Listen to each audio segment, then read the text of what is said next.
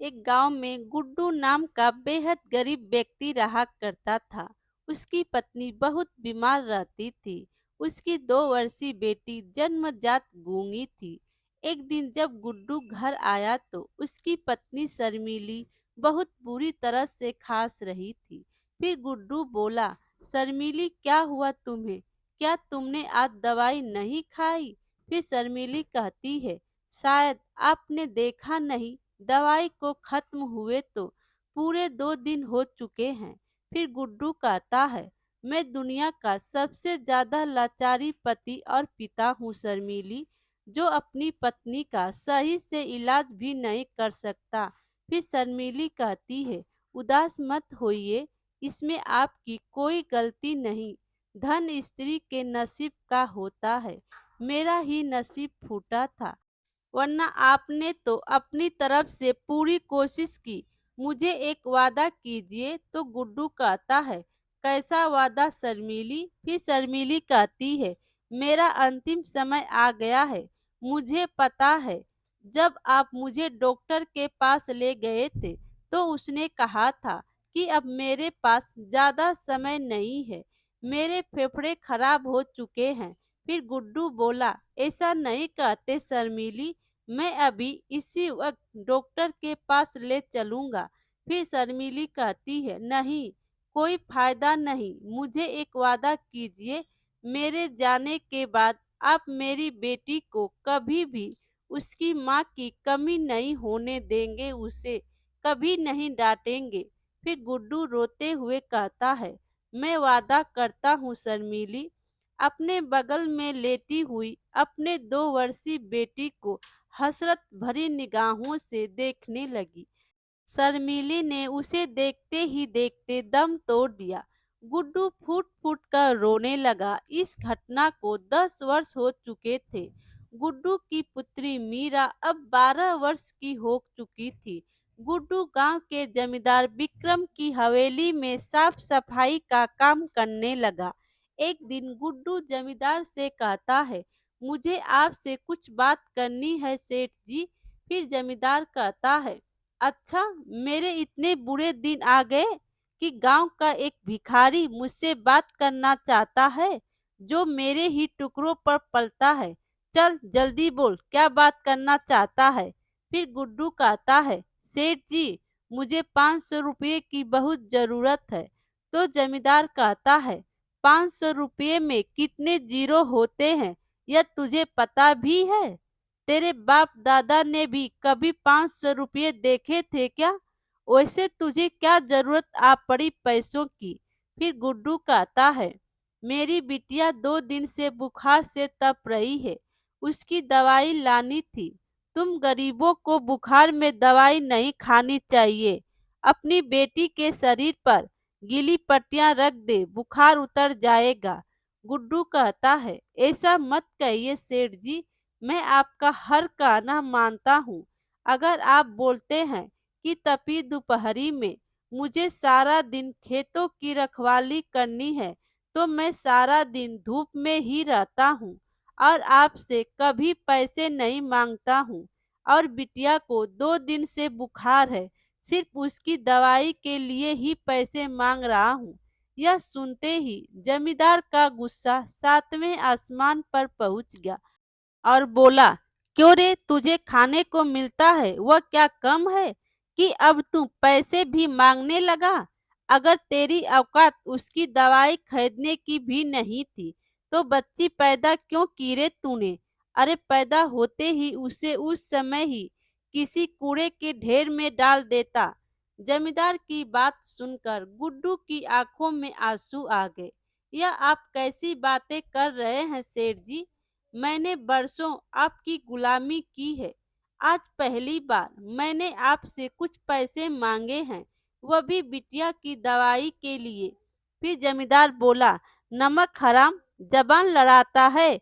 यह क्यों नहीं कहता कि तू टीबी का मरीज है, तेरे अंदर कोई काम करने की ताकत ही नहीं है।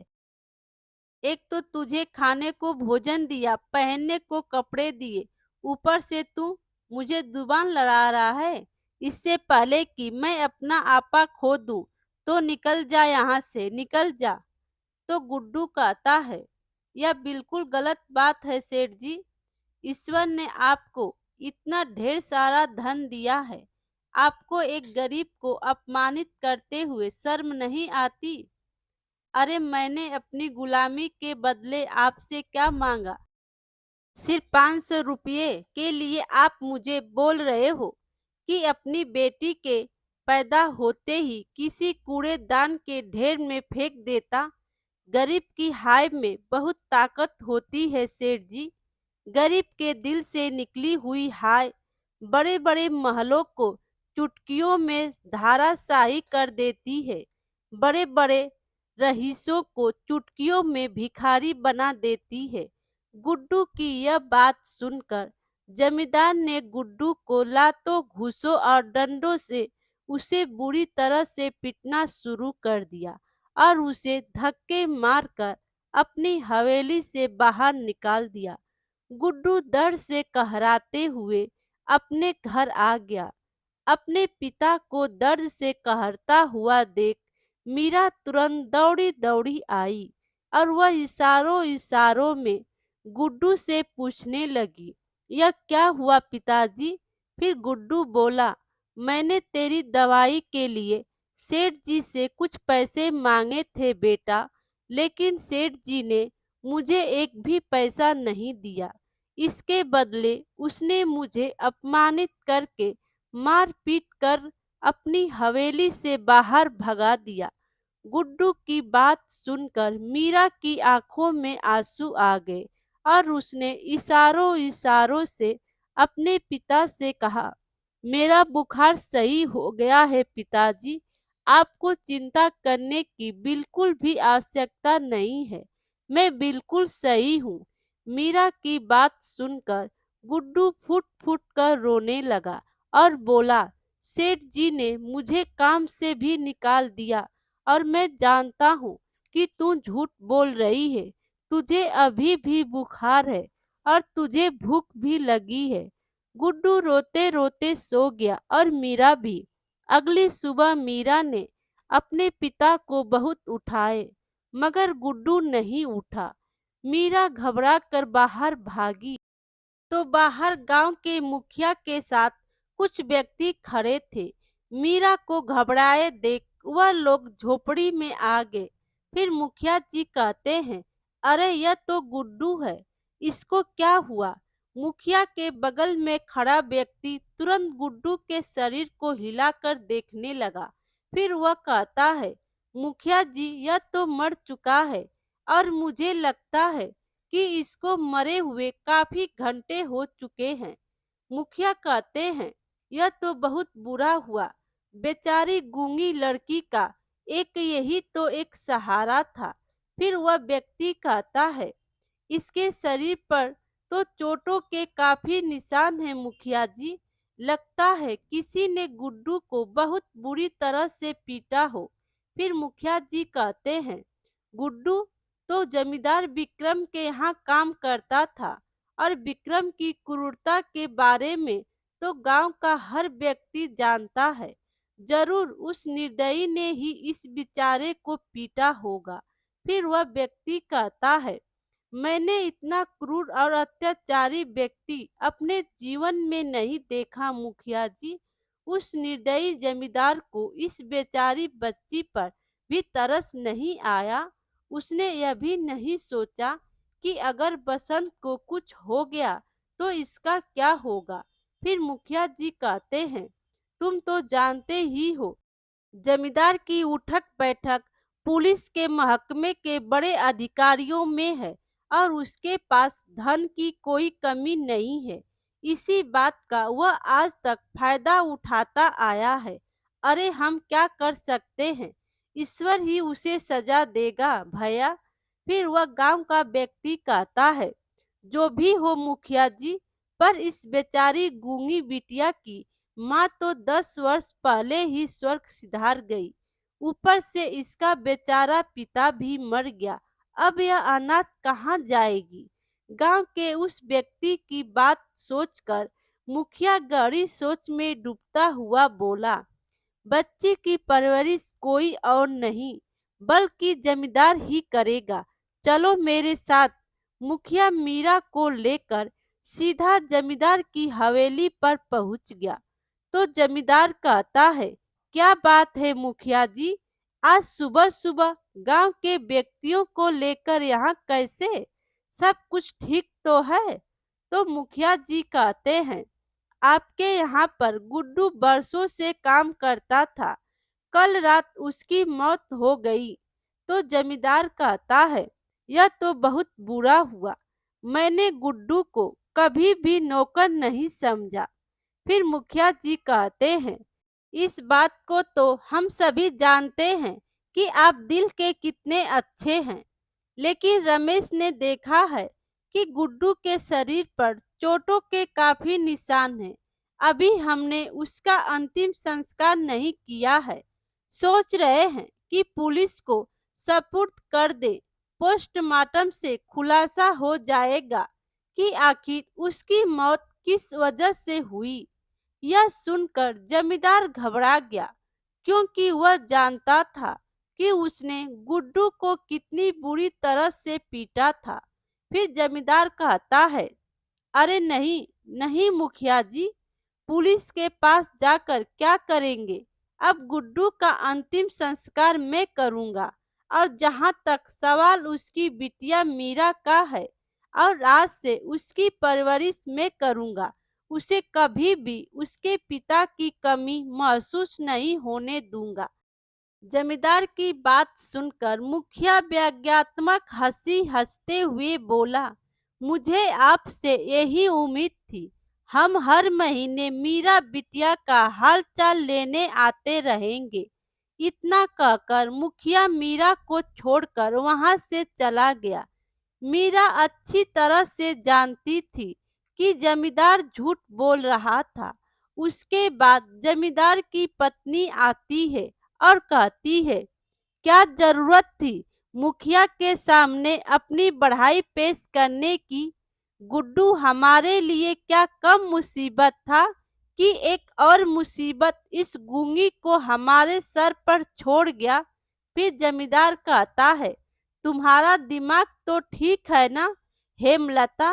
अगर मुखिया को जरा भी शक हो जाता कि गुड्डू को मैंने बुरी तरह से पीटा था, तो वह गुड्डू की लाश को पुलिस के हवाले कर देता।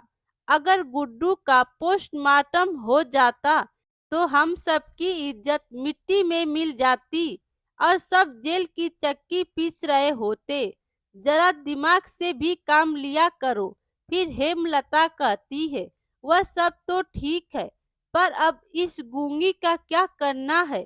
जमींदार कहता है, अरे हमारी हवेली में सब काम होते हैं, यह भी गुड्डू की तरह हमारी हवेली में गुलामी ही करेगी। फिर हेमलता कहती है, एक तीर से दो निशाने करने का शौक आपका नहीं गया?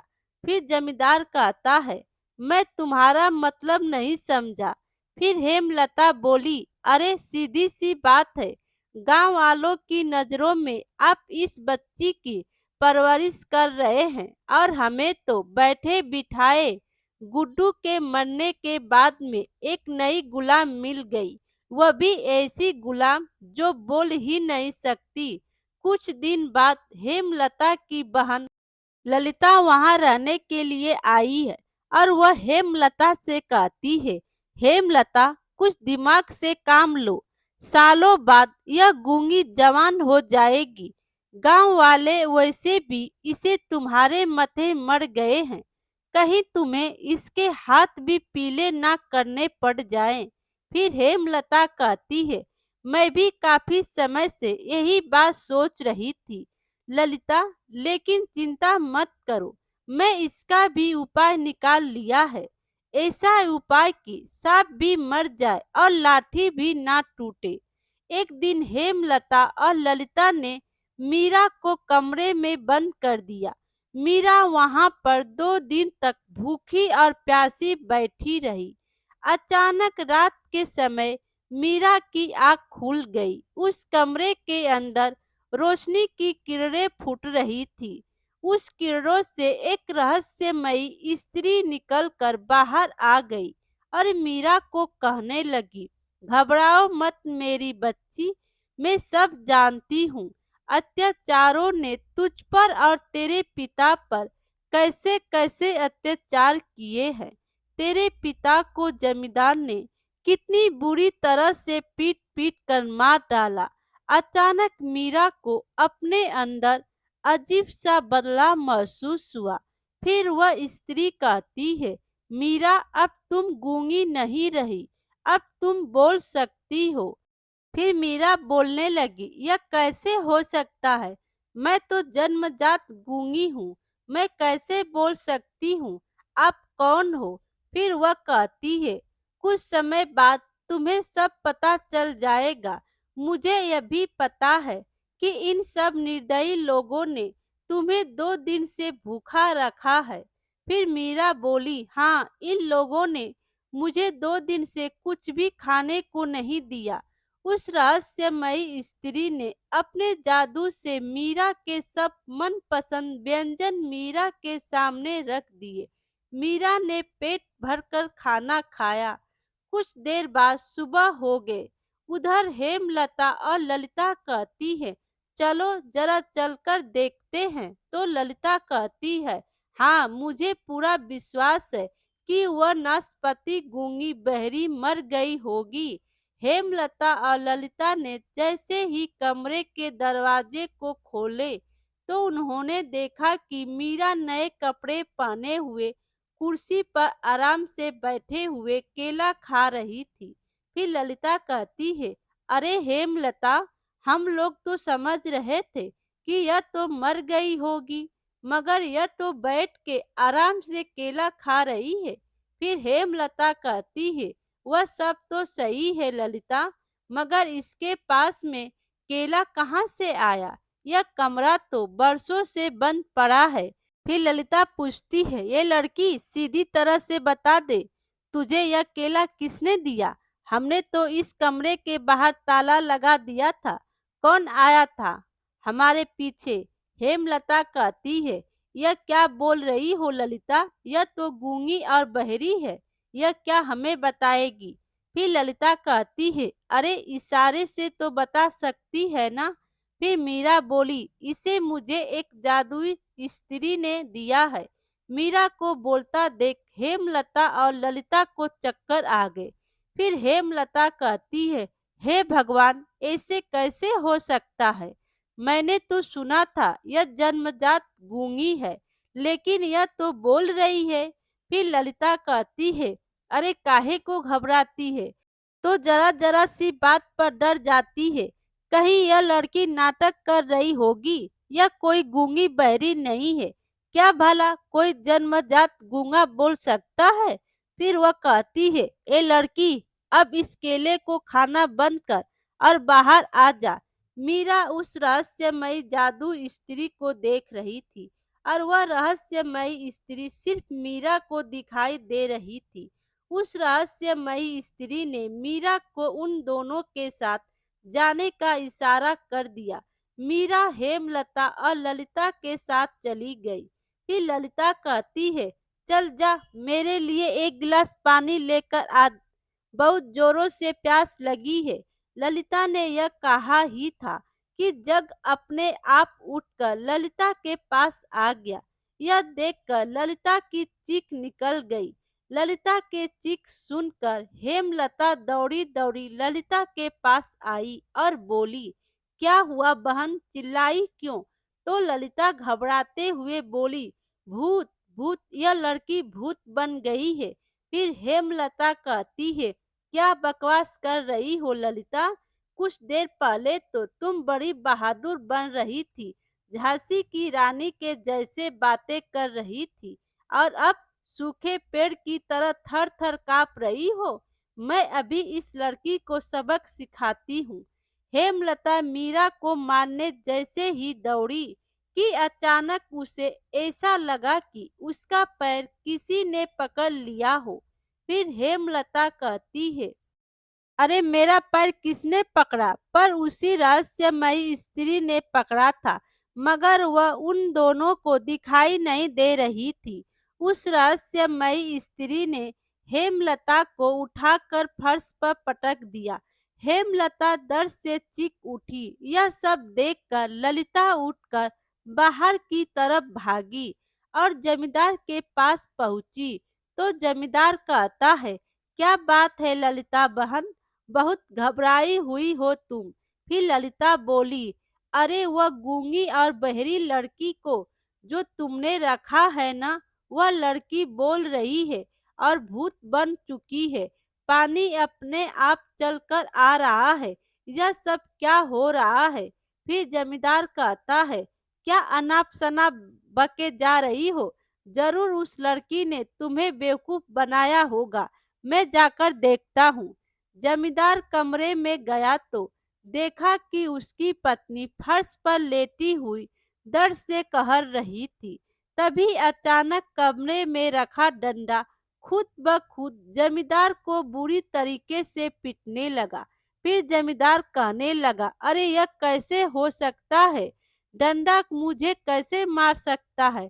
यह तो वही डंडा है जिससे मैं गुड्डू को बड़ी बेदर्दी से मारा था।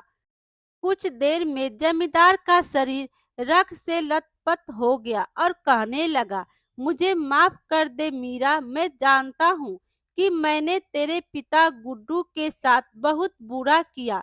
मैंने उस बेचारे को इसी डंडे से बुरी तरह से पीटा था, लेकिन मेरी बात का यकीन मानो, मुझे नहीं पता था कि वह मर जाएगा। इसी डंडे को किसी भी तरह से रोक दो। और खूब चिल्लाता, मेरा शरीर बुरी तरह से दर्द कर रहा है।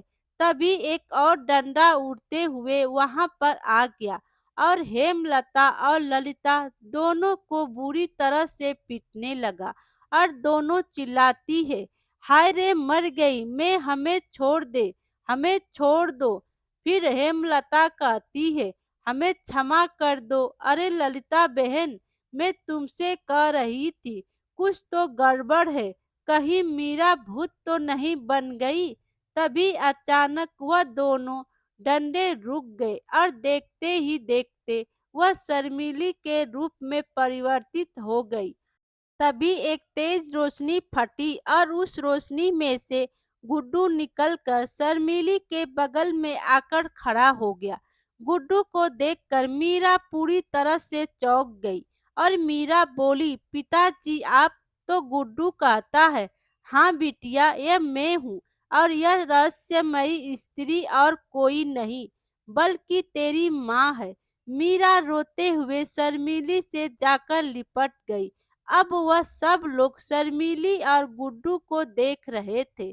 फिर जमींदार कहता है, शर्मिली और गुड्डू तुम दोनों तो मर चुके हो, फिर तुम जीवित कैसे हो सकते हो? फिर गुड्डू कहता है, हाँ तुमने सही कहा पापी, लेकिन तुमने और तेरी पत्नी ने मिलकर मेरी बेटी पर इतने अत्याचार किए हैं कि मुझे और मेरी पत्नी को इस दुनिया में दोबारा आना ही पड़ा।